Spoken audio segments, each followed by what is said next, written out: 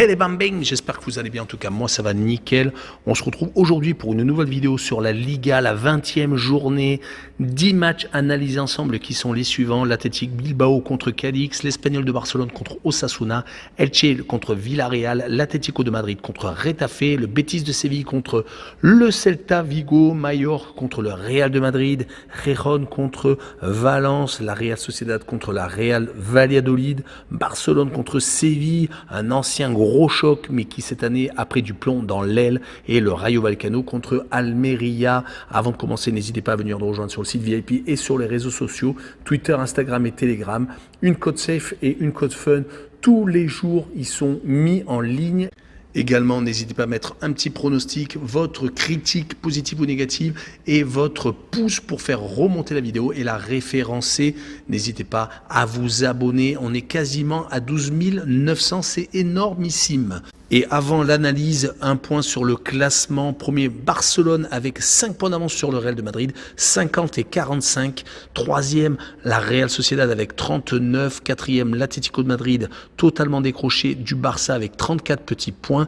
Cinquième, Villarreal avec 31. Sixième, le Betis de Séville à égalité à la 6e place. Donc septième, le Rayo Vallecano avec 29 points.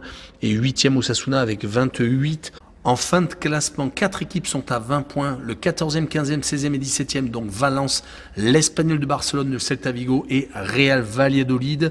18e Cadix avec 19 unités, 19e Retafe avec 17 et dernier Elche 20e avec seulement 6 petits points et donc presque condamné. Et on attaque avec l'Athletic de Bilbao contre Cadix. L'Athletic Bilbao est 9e avec 26 points, alors que Cadix est le premier relégable avec 19 unités. L'Athletic Bilbao vient de se faire battre au Celta Vigo 1-0. Il s'était pourtant qualifié juste avant en Coupe du Roi contre Valence, faisant une belle performance. Mais si on prend leurs 5 derniers matchs de Liga, c'est très compliqué. 3 défaites consécutives et 2 matchs nuls en début de série. Les défaites étaient tout de même contre le Real et la Real Sociedad, mais la défaite contre le Celta Vigo montre qu'ils sont en légère perte de vitesse. Et ils vont jouer contre Cadix qui, de son côté, a commencé l'opération sauvetage avec sa victoire contre Mallorca. Et sur les 5 derniers matchs de Liga, c'est tout de même 2 victoires, 2 nuls et une défaite. Donc ils sont beaucoup mieux. La défaite était à Séville. Mais sur ce match-là, je les vois perdre 1-0 à Bilbao et je vois le moins de 2,5 buts sur le match pour assurer le coup. Une cote à 1,75.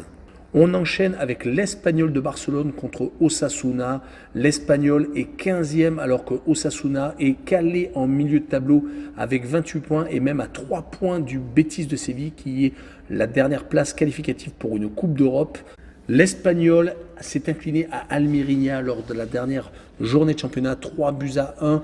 Ils avaient pourtant réussi à gagner leurs 2 matchs d'avant contre Retafe et le Betis de Séville.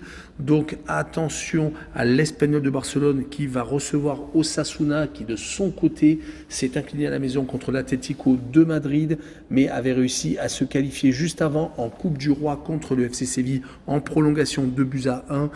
Sur les 5 derniers matchs de Liga, Osasuna, c'est 1 victoire, 2 défaites et 2 matchs nuls. Donc un bilan assez contrasté. Sur ce match-là, je vois bien un but partout et je vois le home no bet avec le match nul remboursé. 6 victoires de l'Espagnol à la maison, une cote à 1,85. On enchaîne avec Elche contre Villarreal, le dernier qui reçoit le 5e. Elche n'a que 6 petits points.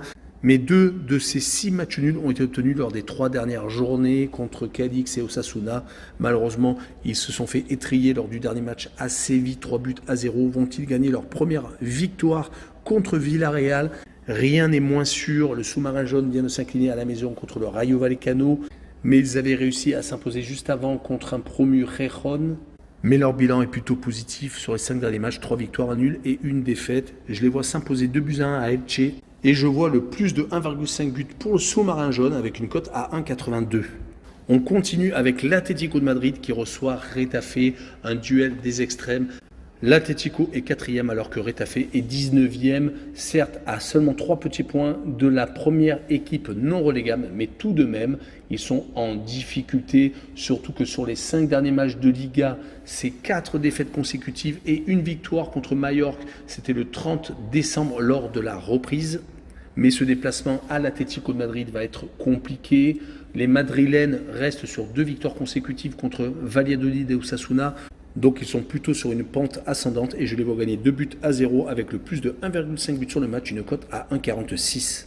La rencontre suivante est le Betis de Séville contre le Celta Vigo. Le Betis est 6e alors que le Celta est 16e à 1 point devant Cadix, premier relégable. Le Betis de Séville vient une fois de plus de s'incliner à la maison contre le FC Barcelone 2-1.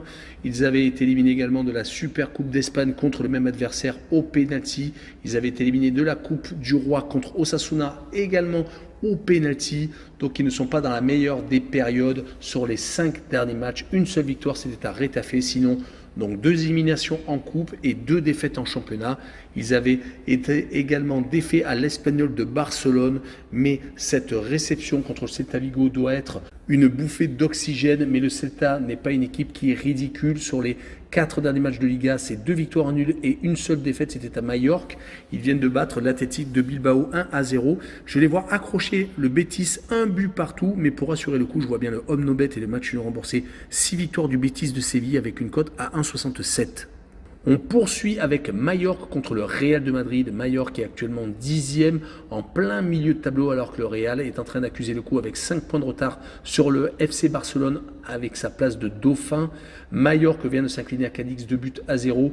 Depuis la reprise, ils sont assez moyens mais ont un bilan plutôt contrasté. 2 victoires à domicile contre le Celta et Valladolid et 2 défaites à l'extérieur à Osasuna et à Cadix. Ils ont en plus été éliminés de la Coupe du Roi par la Real Sociedad. Donc ils vont arriver avec sans doute beaucoup d'ambition, mais le Real de Madrid n'est pas n'importe qui. Il est bien entendu le champion d'Europe en titre. Ils viennent de perdre tout de même Benzema, mais restent sur 2 clean sheets consécutifs contre la Real Sociedad et contre Valence, reprenant un peu de confiance défensive car les 3 buts encaissés contre le FC Barcelone en Supercoupe d'Espagne leur a fait énormément de mal, mais ils ne perdent plus depuis 5 rencontres en championnat, des victoires contre Bilbao, Valence et en Coupe du Roi contre Villarreal et l'Atlético de Madrid leur ont donné donc une motivation plus importante et ils comptent s'imposer pour moi à Majorque et je les vois gagner 1-0 et je vois le moins de 2,5 buts sur le match car il y a tout de même l'absence de Benzema avec une cote à 1,71.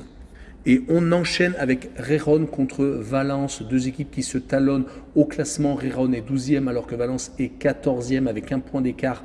Donc c'est vraiment serré. Gijón vient de s'incliner lors des 2 derniers matchs contre Barcelone et Villarreal, à chaque fois sur le score de 1-0. C'est assez décevant pour eux car ils avaient réussi à faire des très bons résultats, surtout quand ils reçoivent, battant Bilbao et Séville par exemple et faisant match nul contre Sasuna et le Rayo Vallecano. Mais le duel contre le FC Barcelone était peut-être un peu trop compliqué pour eux.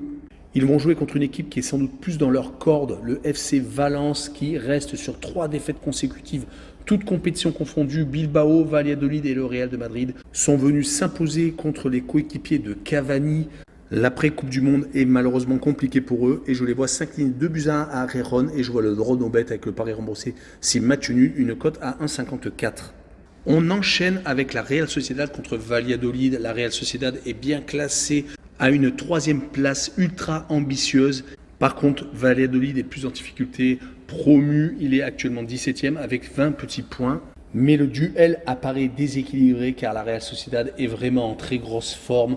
Depuis le retour de la Coupe du Monde, ils n'ont perdu qu'une seule fois, c'était à Barcelone en Coupe du Roi et encore c'était 1-0. Elles viennent d'accrocher le 0-0 au Real de Madrid.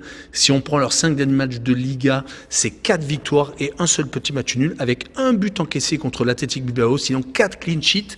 Donc pour Valladolid qui a gagné qu'une seule fois sur les 4 dernières rencontres de Liga, ça va être plutôt compliqué. Surtout qu'ils n'ont marqué qu'une seule fois et ça a été suffisant pour prendre les 3 points contre Valence car après c'était 4 matchs sans marquer contre le Real de Madrid, Majorque, le Rayo Vallecano et l'Atlético de Madrid. Sur ce match-là, je les vois perdre 2-0 à la Real Sociedad et je vois les 2 équipes ne pas marquer avec une cote à 1,63.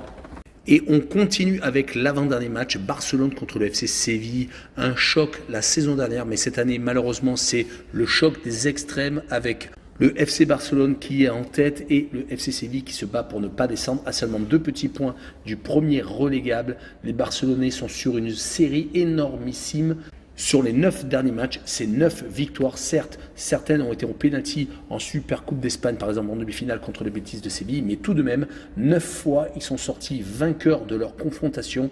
Leur dernier match nul était contre l'Espagnol de Barcelone. C'était lors du match de reprise. Depuis, malheureusement, pour leurs adversaires, ils sont au-dessus de tout le monde. Ils vont jouer contre Séville, qui s'est quand même réveillé avec un Sampaoli qui a eu du mal à trouver la bonne formule, mais depuis 4 rencontres, c'est 3 victoires et une seule défaite, et encore c'était en prolongation à Osasuna en Coupe du Roi, mais sinon leurs 2 dernières victoires à la maison contre Cadix et Elche, sans prendre de but, leur ont fait énormément de bien, mais je les vois perdre 2-0 à Barcelone, et je vois le Barça marquer le plus de 1,5 but sur le match, une cote à 1,48. Et on finira par le Rayo Vallecano contre Almeria. Le Rayo est 7e alors que Almeria est 11e. Donc un duel d'équipes de milieu de tableau. Le Rayo vient de s'imposer à Villarreal 1-0 faisant une bonne opération.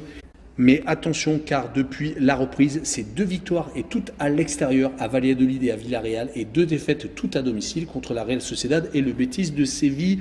Et ils vont jouer contre Almeria, qui est un promu qui s'en sort très bien sur les 5 derniers matchs. Une seule défaite, c'était à la maison contre la Real Sociedad. 3 matchs nuls, dont un contre l'Atlético de Madrid et une victoire contre l'Espagnol à la maison. Si on prend leurs 5 derniers déplacements, ils n'ont pas malheureusement gagné de match. On fait 2 matchs nuls et 3 défaites. C'est pour cette raison que je les vois perdre au Rayo Vallecano 2-1. Et je vois le plus de 2 buts sur le match, une cote à 1,50. Voilà, on en a fini avec cette vidéo sur la Liga. N'hésitez pas à venir nous rejoindre. Tchou les papins!